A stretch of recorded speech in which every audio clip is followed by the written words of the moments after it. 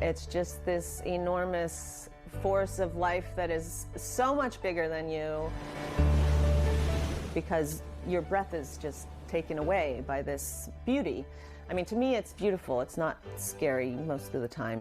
Photographer Sachi Cunningham is a little over 5 feet tall, but she boldly swims into waves almost 10 times her size.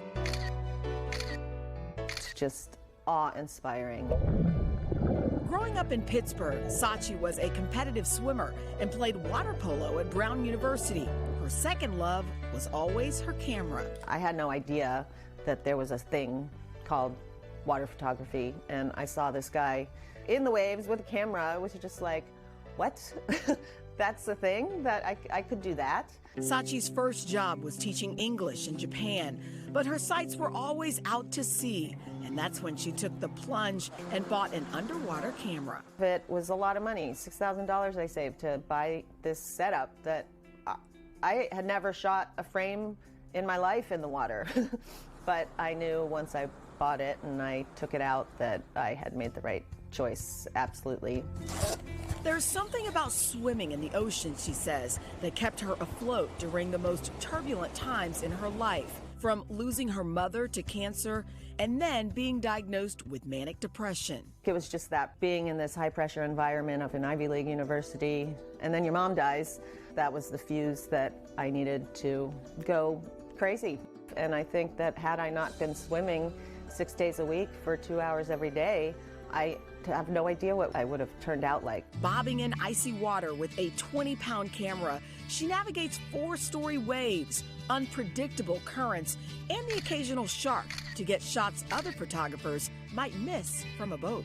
Most of the time here at Mavericks in Northern California, one of the most legendary and dangerous surf spots on Earth.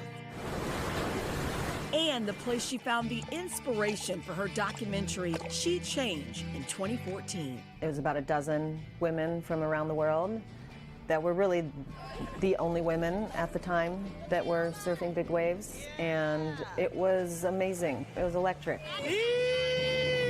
She built a sisterhood, one wave at a time.